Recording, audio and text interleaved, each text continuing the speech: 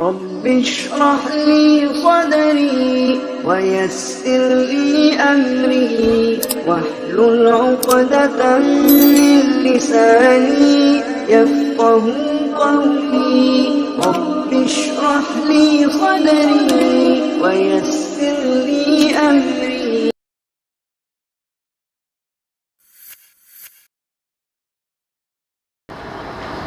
تمام قسم کی تعریفات،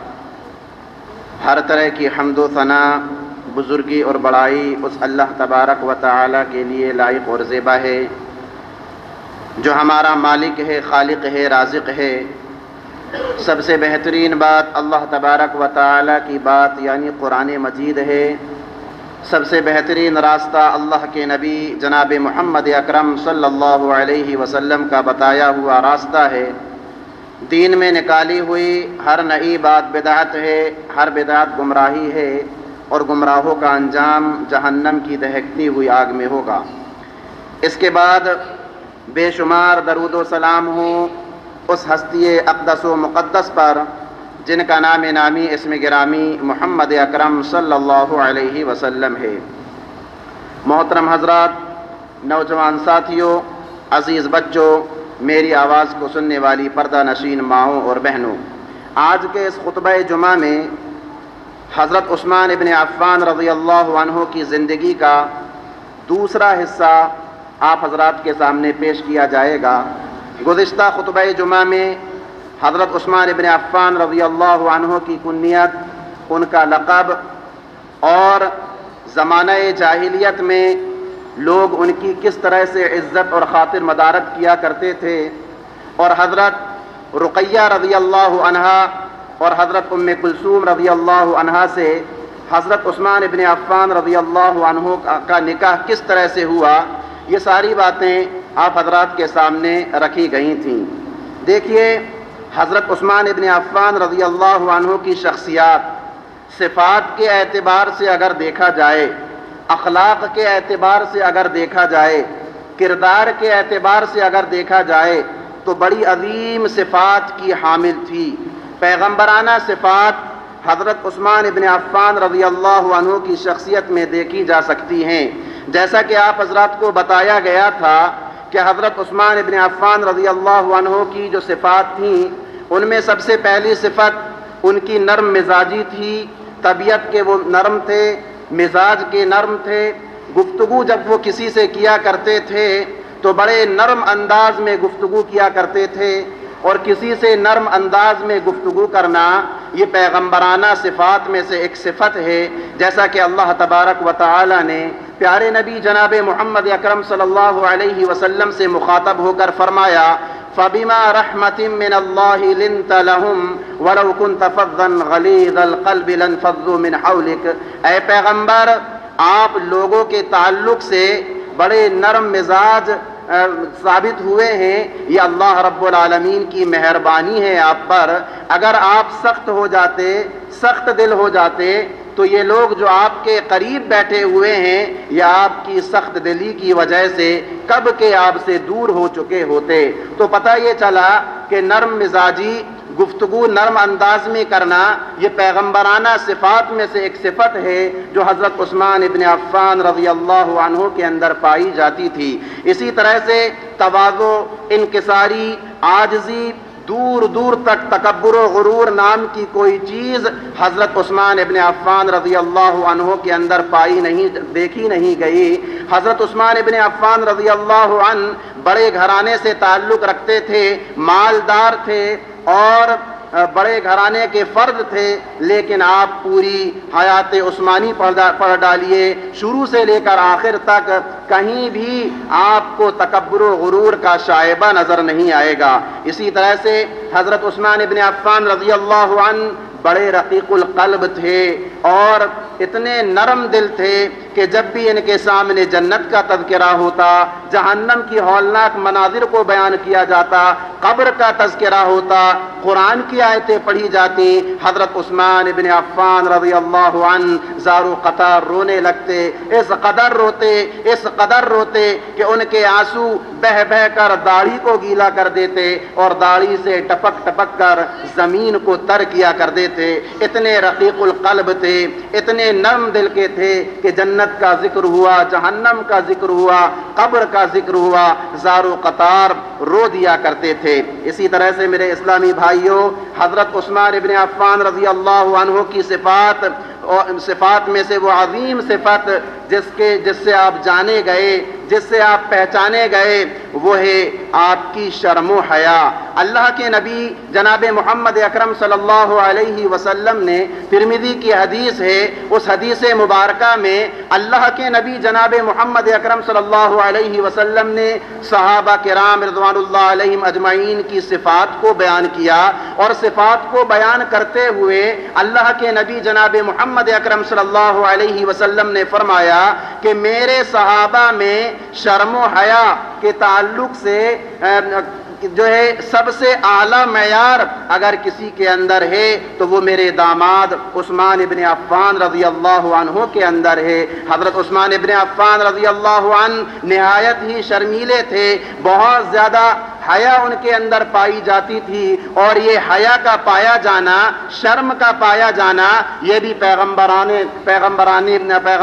صفات میں سے ایک صفت ہے۔ اللہ کے نبی جناب محمد اکرم صلی اللہ علیہ وسلم کو دیکھ لیجئے، یا آپ سے پہلے جتنے بھی انبیاء کرام آئے ان کی زندگی کا آپ جائزہ لے لیجئے، وہ نہایت ہی شرمیلے تھے۔ تو یہ صفت بھی حضرت عثمان ابن عفان رضی اللہ عنہ کے اندر کوٹ کوٹ کر کے بھری ہوئی تھی۔ بڑی مشہور و معروف حدیث ہے، ایک مرتبہ پیارے نبی جناب محمد اکرم صلی اللہ علیہ وسلم اپنے حجرے میں اس حال میں بیٹھے ہوئے تھے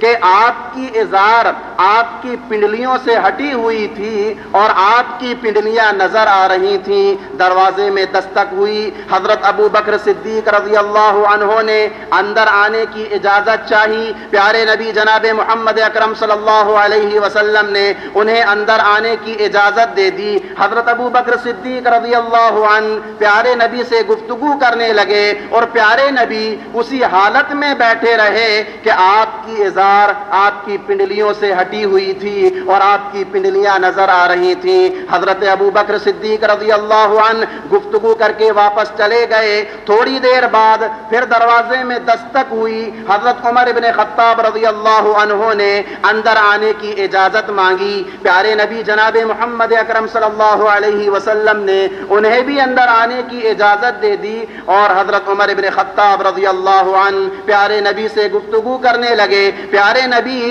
اسی حالت میں بیٹھے رہے کہ آپ کی ازار آپ کی پنڈلیوں سے الگ تھی اور آپ کی پنڈلیاں نظر آ رہی تھیں۔ عمر ابن خطاب رضی اللہ عنہ نے گفتگو کی اور گفتگو کر کے واپس چلے گئے۔ تھوڑی دیر بعد پھر دستک ہوئی، حضرت عثمان ابن عفان رضی اللہ عنہ نے اندر آنے کی اجازت مانگی۔ پیارے نبی جناب محمد اکرم صلی اللہ علیہ وسلم اٹھ کر بیٹھ گئے، اپنی ازار کو صحیح کر لیا، اپنی پنڈلیوں کو چھپا لیا۔ اس کے بعد حضرت عثمان ابن عفان رضی اللہ عنہ کو اندر آنے کی اجازت دی۔ حضرت عثمان ابن عفان رضی اللہ عنہ اندر آئے، اپنی ضرورت رکھی، پیارے نبی سے گفتگو کی اور واپس چلے گئے۔ حضرت عائشہ صدیقہ رضی اللہ عنہا وہاں بیٹھی ہوئی تھیں، ساری صورتحال کا جائزہ لے رہی تھیں۔ جب حضرت عثمان بن عفان رضی اللہ عنہ چلے گئے تو حضرت عائشہ صدیقہ رضی اللہ عنہا نے پیارے نبی سے پوچھا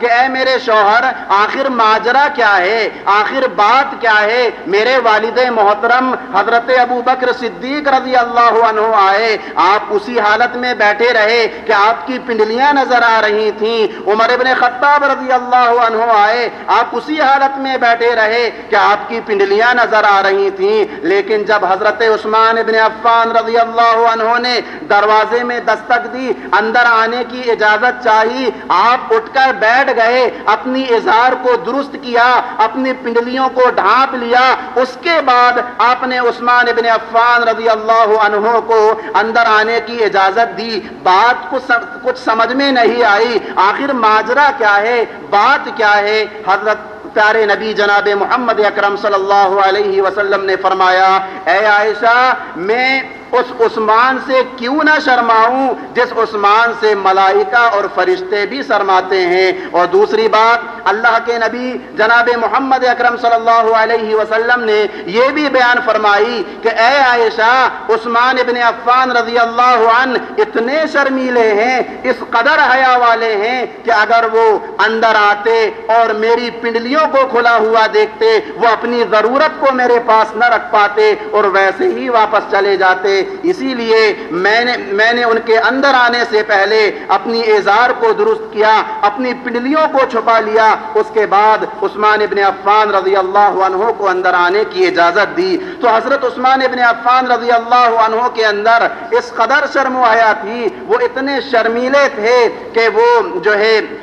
بہت زیادہ شرم رکھنے والے تھے، شرمیلے تھے۔ اسی طرح سے میرے اسلامی بھائیوں، حضرت عثمان ابن عفان رضی اللہ عنہ کی زندگی کا ہم جائزہ لیتے ہیں تو ان کے اندر، ان کی شخصیت میں جو مختلف صفات پائی جاتی تھیں، ان صفات میں سے ایک صفت ان کا ادب، ان کی شرافت، ان کا مروت اور ان کے دل میں پایا جانے والا احترام نبوت، احترام نبی، احترام صحابہ۔ حضرت عثمان ابن عفان رضی اللہ عنہ کے اندر اس قدر پایا جاتا تھا کہ آپ لوگ صرف اسی ایک جملے سے اس کا اندازہ لگا سکتے ہیں کہ حضرت عثمان ابن عفان رضی اللہ عنہ اپنے بارے میں یہ کہا کرتے تھے کہ اللہ کی قسم جس دن سے میں نے اپنے ہاتھ سے پیارے نبی کے ہاتھ پر بیعت کی، جس وقت میں نے اپنے داہنے ہاتھ کو پیارے نبی جناب محمد اکرم صلی اللہ علیہ وسلم کے دائنے ہاتھ پر رکھا، اس وقت سے آج تک میں نے اپنے اس سیدھے ہاتھ کو اپنی شرمگاہ پر نہ لگایا۔ اس قدر یہ پیارے نبی جناب محمد اکرم صلی اللہ علیہ وسلم کا احترام کیا کرتے تھے اور ان کی عزت کیا کرتے تھے، ان کا ادب کیا کرتے تھے۔ اسی طرح سے میرے اسلامی بھائیوں،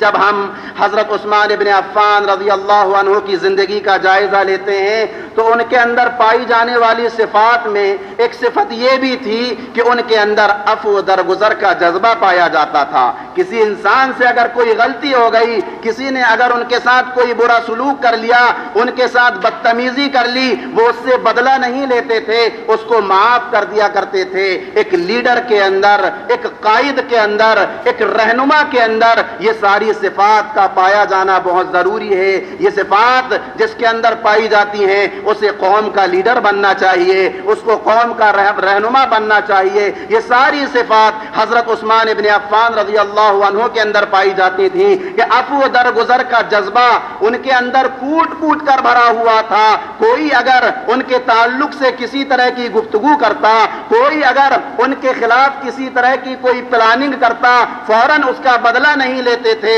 بلکہ اس کو معاف کر دیا کرتے تھے، اس کو درگزر کر دیا کرتے تھے۔ جیسا کہ عمران بن عبداللہ بن طلحہ فرماتے ہیں کہ ایک مرتبہ حضرت عثمان ابن عفان رضی اللہ عنہ صبح کی نماز پڑھنے کے لیے مسجد کے لیے نکلے اور ہمیشہ کی طرح اس دروازے سے مسجد کے اندر داخل ہونا چاہے جس دروازے سے وہ ہمیشہ داخل ہوا کرتے تھے۔ جب وہ داخل ہو رہے تھے تو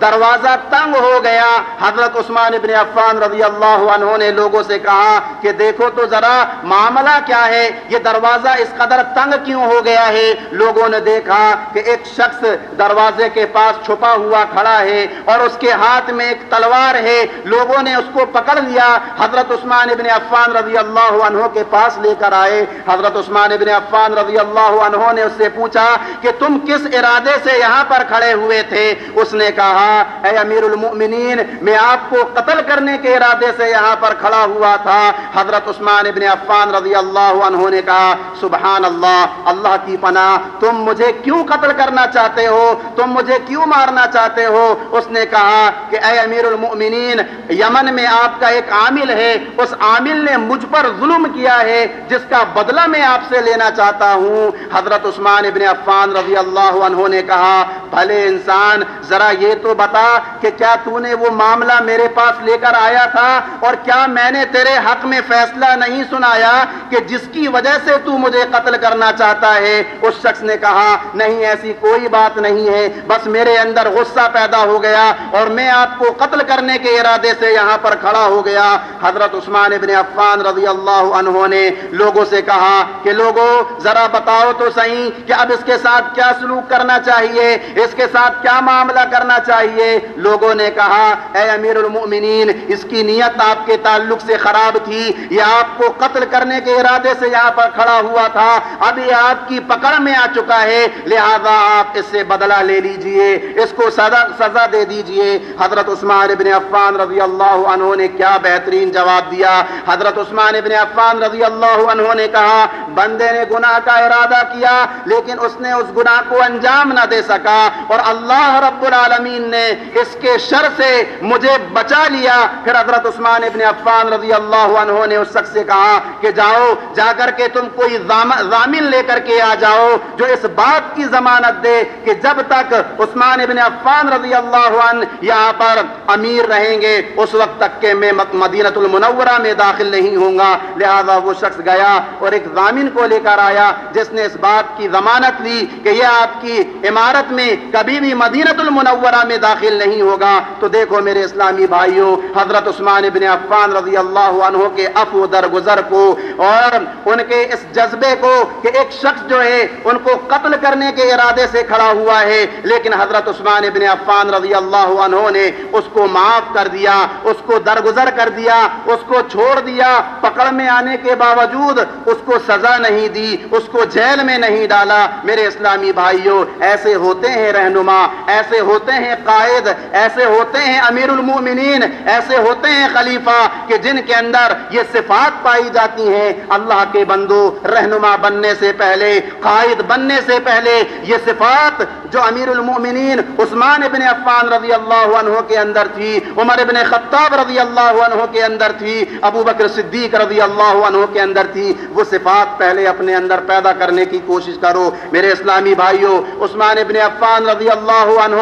کی شخصیت میں جو صفات پائی جاتی تھیں، ان صفات میں ایک صفت یہ بھی تھی کہ وہ لوگوں کی خبرگیری کیا کرتے تھے، لوگوں کے حالات کو برابر معلوم کرتے رہتے تھے، ان کی مشکلات و پریشانی کو معلوم کرتے رہتے تھے۔ اگر کوئی غائب ہو جاتا تو غائب کی خبرگیری کر کے اطمینان حاصل کرتے، حاضرین کے ساتھ ہمدردی اور غمخواری کرتے، بیماروں کی بیمار پرسی کرتے اور ان کی مدد کیا کرتے تھے۔ حضرت عثمان ابن عفان رضی اللہ عنہ کے بارے میں آتا ہے کہ جب بھی وہ خطبہ جمعہ پڑھانے کے لیے مسجد میں آیا کرتے تھے، نیا لباس پہن کر آتے اور ممبر پر چڑھتے، پھر مؤذن اذان دیتا، اذان دینے کے بعد حضرت عثمان ابن عفان رضی اللہ عنہ خطبہ دیتے، خطبہ دینے کے بعد نماز پڑھانے کے بعد جب فارغ ہو جاتے تو حضرت عثمان ابن عفان رضی اللہ عنہ کا یہ معمول تھا کہ وہ ممبر پر بیٹھ جایا کرتے تھے اور لوگوں سے ملاقات کیا کرتے تھے،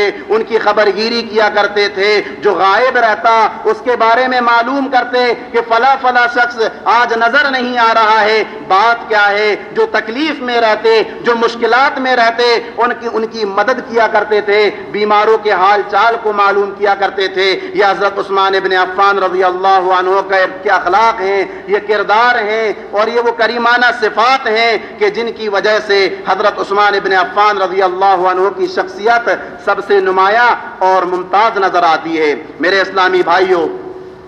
جب ہم اور آپ حضرت عثمان ابن عفان رضی اللہ عنہ کی زندگی کا مطالعہ کرتے ہیں تو حضرت عثمان ابن عفان رضی اللہ عنہ کی بہت بڑی منقبت اور بہت بڑا کارنامہ یہ ہے کہ حضرت عثمان ابن عفان رضی اللہ عنہ نے اپنے مال کو، اپنے پیسے کو خدمت اسلام کے لیے وقف کر رکھا تھا، مسلمانوں کے لیے وقف کر رکھا تھا۔ جب بھی پیارے نبی جناب محمد اکرم صلی اللہ علیہ وسلم کو مال اور دولت کی ضرورت پڑتی، جب بھی مسلمانوں کو مال اور دولت کی الحمدللہ جب بھی مسلمانوں کو مال اور دولت کی ضرورت پڑتی، حضرت عثمان ابن عفان رضی اللہ عنہ آگے آگے رہا کرتے تھے۔ اللہ تبارک و تعالی نے حضرت عثمان ابن عفان رضی اللہ عنہ کو مال کی دولت سے بھی نوازا اور دل کی دولت سے بھی نوازا تھا۔ اللہ تبارک و تعالی حضرت عثمان ابن عفان رضی اللہ عنہ جب بھی ضرورت پڑتی مال کو خرچ کرنے کے لیے، مسلمانوں کی مدد کرنے کے لیے، حضرت عثمان ابن عفان رضی اللہ عنہ کبھی پیچھے نہیں رہا کرتے تھے۔ بہت سارے واقعات ہیں، وہ سارے واقعات آپ حضرات کے سامنے پیش نہیں کیے جا سکتے۔ چند ایک واقعات میں آپ حضرات کے سامنے رکھنے کی کوشش کروں گا۔ میرے اسلامی بھائیوں، جب پیارے نبی جناب محمد اکرم صلی اللہ علیہ وسلم اور صحابہ کرام رضوان اللہ علیہم اجمعین مکہ سے ہجرت کر کے مدینۃ المنورہ آئے تو مدینۃ المنورہ میں میٹھے پانی کی قلت تھی، میٹھا پانی وہاں موجود نہیں تھا، اور ایک ہی کنواں تھا جس میں میٹھا پانی پایا جاتا تھا، جس کا نام تھا بئر روما، اور یہ کنواں ایک یہودی کے قبضے میں تھا، اور وہ یہودی اس کا پانی مسلمانوں کو بیچا کرتا تھا، فری میں نہیں تقسیم کرتا تھا۔ مسلمان چونکہ خستہ حال تھے، غریب تھے، ان کے پاس مال اور دولت نہیں تھی، کب تک پانی خرید کر پیتے؟ پیارے نبی جناب محمد اکرم صلی اللہ علیہ وسلم نے جب مسلمانوں کی یہ صورتحال دیکھی تو اللہ کے نبی جناب محمد اکرم صلی اللہ علیہ وسلم نے صحابہ کرام رضوان اللہ علیہم اجمعین کے سامنے یہ بات رکھی کہ کون ہے جو اس کنویں کو جنتی چشمے کے عوض میں خریدنا چاہتا ہے؟ صحابہ کرام رضوان اللہ علیہم اجمعین کی اتنی حیثیت نہیں تھی کہ وہ اس کنویں کو خرید پاتے، لہذا صحابہ کرام رضوان اللہ علیہم اجمعین خاموش رہے۔ حضرت عثمان ابن عفان رضی اللہ عنہ کے پاس جب اس بات کی خبر پہنچی کہ اللہ کے نبی جناب محمد اکرم صلی اللہ علیہ وسلم نے یہ بشارت سنائی ہے کہ کوئی اگر بئر روما کنویں کو خریدے گا تو اس کو میں جنتی چشمے کی بشارت سناتا ہوں، دوڑے دوڑے حضرت عثمان ابن عفان رضی اللہ عنہ اس یہودی کے پاس گئے اور اس سے سودا کرنے لگے، اور 35,000 درہم میں اس کنویں کو یہودی سے خرید لیا، اور پیارے نبی جناب محمد اکرم صلی اللہ علیہ وسلم کے پاس آئے اور آ کر کہا، اے اللہ کے رسول، جو بشارت آپ لوگوں کو سنا رہے تھے جنتی چشمے کی، کیا وہ بشارت میرے لیے بھی ہے؟ اللہ کے نبی جناب محمد اکرم صلی اللہ علیہ وسلم نے فرمایا، ہاں وہ تمہارے لیے بھی ہے۔ حضرت عثمان ابن عفان رضی اللہ عنہ نے کہا، اے اللہ کے رسول، وہ کنواں میں نے اس یہودی سے 35,000 درہم میں خرید لیا ہے، اور آج ہی میں اس کنویں کو تمام کے تمام مسلمانوں کے لیے وقف کرتا ہوں۔ یہ جذبہ تھا حضرت عثمان ابن عفان رضی اللہ عنہ کے اندر، مال کو خرچ کرنے کا، خدمت اسلام کے لیے، مسلمانوں کی ضروریت کو پورا کرنے کے لیے۔ یہ جذبہ آج کے رہنما اور آج کے قائد کے اندر نظر نہیں آتا۔ آج کے رہنماؤں کے اندر یہ جذبہ پیدا ہونے کی سخت ضرورت ہے۔ اسی طرح سے میرے اسلامی بھائیوں، غزوہ تبوک کے موقع پر جب سفر بہت دور دراز مقام کا تھا، اسباب سفر کی قلت تھی، ہتھیار بھی بہت کم تھے، سواریاں بھی بہت کم تھیں، اور غذائی اجناس میں بھی کمی تھی، پیارے نبی جناب محمد اکرم صلی اللہ علیہ وسلم نے اس وقت اعلان کیا کہ کون ہے جو میری اور اسلام کی مدد کرے گا؟ پیارے نبی جناب محمد اکرم صلی اللہ علیہ وسلم کی دعوت پر لبیک کہتے ہوئے صحابہ کرام رضوان اللہ علیہم اجمعین نے اپنی حیثیت کے مطابق چندہ جمع کیا، اور اس وقت کی جو خواتین تھیں انہوں نے اپنے زیورات اتار دیے اور پیارے نبی جناب محمد اکرم صلی اللہ علیہ وسلم کے سامنے رکھ دیے۔ اللہ کے نبی جناب محمد اکرم صلی اللہ علیہ وسلم نے اس پر نظر دوڑائی تو وہ چندہ ضروریات جہاد سے کم نظر آ رہا تھا، پھر اللہ کے نبی جناب محمد اکرم صلی اللہ علیہ وسلم نے صحابہ کرام رضوان اللہ علیہم اجمعین کی طرف نظر دوڑائی۔ ایک لمبی قطار لگی ہوئی تھی جو جذبہ جہاد کے لیے سرشار تھے، لہذا پیارے نبی جناب محمد اکرم صلی اللہ علیہ وسلم نے فرمایا کہ کون ہے جو انہیں سامان جنگ فراہم کرے اور اللہ تبارک و تعالی کی مغفرت حاصل کرے۔ پیارے نبی جناب محمد اکرم صلی اللہ علیہ وسلم نے جب یہ اعلان کیا، حضرت عثمان ابن عفان رضی اللہ عنہ کو جب اس کی خبر لگی، دوڑے دوڑے آئے اور حضرت عثمان ابن عفان رضی اللہ عنہ نے جو ہے حضرت عثمان ابن عفان رضی اللہ عنہ نے 940 اونٹ اور 60 گھوڑے اللہ رب العالمین کے راستے میں جو ہے صدقہ کر دیے۔ اور اتنا ہی نہیں بلکہ حضرت عثمان ابن عفان رضی اللہ عنہ 1000 دینار لے کر، اور بعض روایتوں میں ملتا ہے کہ 10,000 دینار، جس کو اگر جوڑا جائے تو 5 کلو سونے کے سکے لے کر کے پیارے نبی جناب محمد اکرم صلی اللہ علیہ وسلم کی خدمت میں حاضر ہوئے اور آ کر کہا، اے اللہ کے رسول، یہ پورا جو ہے مال اور دولت میں آپ کی خدمت میں پیش کرتا ہوں۔ پیارے نبی جناب محمد اکرم صلی اللہ علیہ وسلم نے وہ دینار اپنے ہاتھوں میں لیے اور ہاتھ میں پلٹتے گئے اور یہ کہتے گئے، ما علی عثمان ما عمل بعد هذه، ما علی عثمان ما عمل بعد هذه۔ آج حضرت عثمان ابن عفان رضی اللہ عنہ نے جو نیکی کی ہے، اس کے بعد اگر وہ نیکی نہ بھی کریں تو کوئی چیز ان کو نقصان نہیں پہنچا سکتی، کوئی چیز انہیں جنت میں جانے سے روک نہیں سکتی۔ اسی طرح سے میرے اسلامی بھائیوں، عہد صدیقی کا واقعہ ہے۔ حضرت ابو بکر صدیق رضی اللہ عنہ کے زمانہ خلافت میں مدینۃ المنورہ میں قحط جیسا ماحول بن گیا، غذائی اجناس میں کمی آ گئی، کھانے پینے کی چیزیں بہت مشکل سے مل رہی تھیں۔ ایسے ماحول میں حضرت عثمان ابن عفان رضی اللہ عنہ کا قافلہ ملک شام سے جب واپس آیا، 100 اونٹ تھے اور ان 100 اونٹوں میں غذائی اجناس، غلہ اور اناج بھرا ہوا تھا۔ جب یہ قافلہ مدینۃ المنورہ میں پہنچا تو مدینۃ المنورہ کے جو بڑے بڑے تجار تھے، بڑے بڑے تاجر تھے، وہ حضرت عثمان ابن عفان رضی اللہ عنہ کے پاس آ گئے اور انہوں نے کہا کہ آپ کے پاس یہ غذائی اجناس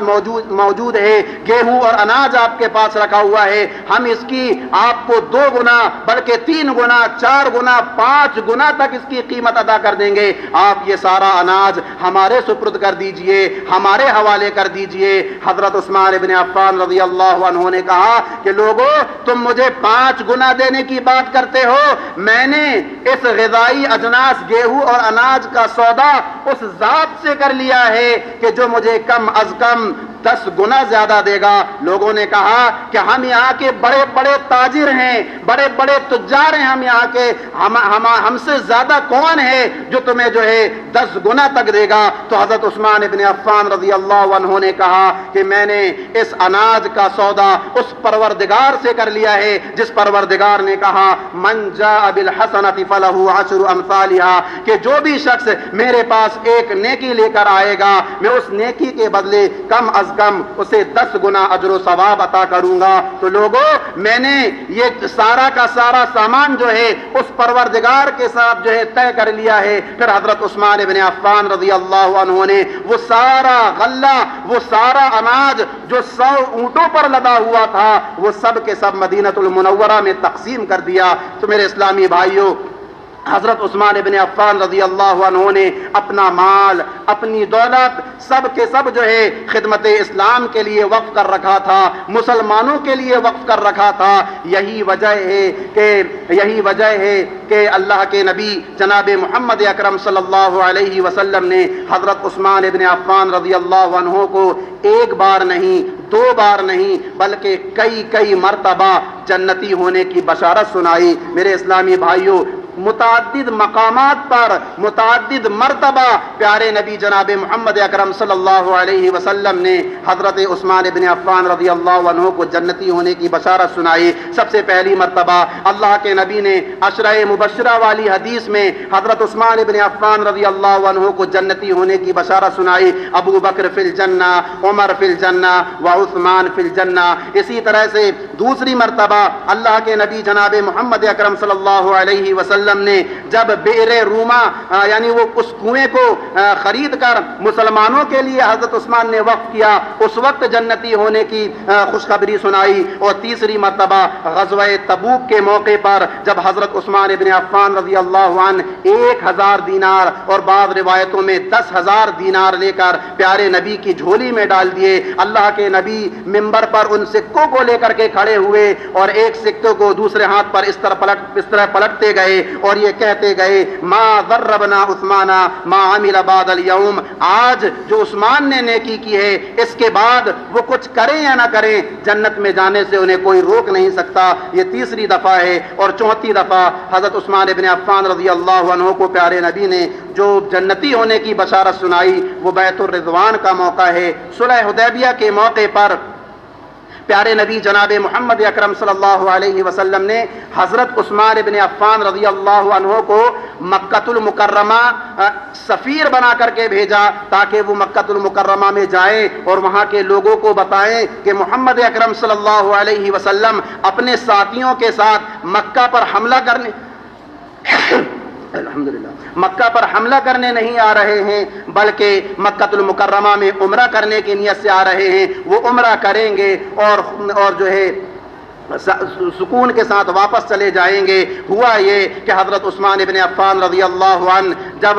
مکۃ المکرمہ میں پہنچے تو مکہ کے لوگوں نے حضرت عثمان ابن عفان رضی اللہ عنہ کو روک لیا اور تھوڑی دیر لگ گئی حضرت عثمان کو پیارے نبی کے پاس واپس جانے میں۔ اور اسی درمیان میں یہ افواہ پھیل گئی کہ حضرت عثمان ابن عفان رضی اللہ عنہ قتل کر دیے گئے ہیں۔ چنانچہ پیارے نبی جناب محمد اکرم صلی اللہ علیہ وسلم کے کانوں پر جب یہ بات پہنچی تو پیارے نبی جناب محمد اکرم صلی اللہ علیہ وسلم کے ساتھ جو 1400 صحابہ کرام موجود تھے، اللہ کے نبی نے ان سارے صحابہ کو کہا کہ تم میرے ہاتھ پر بیعت کرو، ہم سب مل کر کے جو ہے حضرت عثمان ابن عفان رضی اللہ عنہ کے قتل کا بدلہ لیں گے۔ چنانچہ صحابہ کرام رضوان اللہ علیہم اجمعین نے پیارے نبی کے ہاتھ پر بیعت کی اور اللہ کے نبی جناب محمد اکرم صلی اللہ علیہ وسلم نے اپنا داہنا ہاتھ اٹھایا اور اس کو بائیں ہاتھ سے ملایا اور کہا یہ عثمان کا ہاتھ ہے اور میں اس کی جانب سے بیعت کرتا ہوں۔ جب یہ واقعہ ہوا آسمان سے وحی نازل ہوئی لقد رضی اللہ عن المؤمنین اذ یبایعونک تحت الشجرہ کہ اے پیغمبر اللہ رب العالمین ان تمام کے تمام صحابہ کرام سے راضی ہو گیا جو ایک پیڑ کے نیچے تمہارے ہاتھ پر بیعت کر رہے تھے۔ تو اس طرح حضرت عثمان ابن عفان رضی اللہ عنہ گرچہ بذات خود شریک نہ رہے لیکن آپ صلی اللہ علیہ وسلم نے اپنے دست مبارک کو عثمان ابن عفان رضی اللہ عنہ کے دست مبارک قرار دے کر جو بیعت کی تو مکہ میں رہتے ہوئے بھی عثمان ابن عفان رضی اللہ عنہ اس اعزاز میں خود بخود شامل ہو گئے۔ یہ اور بات ہے کہ بعد میں پتہ چلا کہ جو افواہ پھیلائی گئی تھی وہ جھوٹی افواہ تھی اور حضرت عثمان ابن عفان رضی اللہ عنہ صحیح وسالم پیارے نبی کے پاس واپس آ گئے تھے۔ تو یہ چوتھی مرتبہ اللہ کے نبی کو جو ہے حضرت عثمان ابن عفان رضی اللہ عنہ کو جنت کی بشارت سنائی گئی اور 5ویں دفعہ جو سنائی گئی انشاءاللہ اس کو آئندہ خطبہ جمعہ میں آپ حضرات کے سامنے جو ہے بیان کیا جائے گا۔ اللہ تبارک و تعالیٰ سے دعا ہے الہ العالمین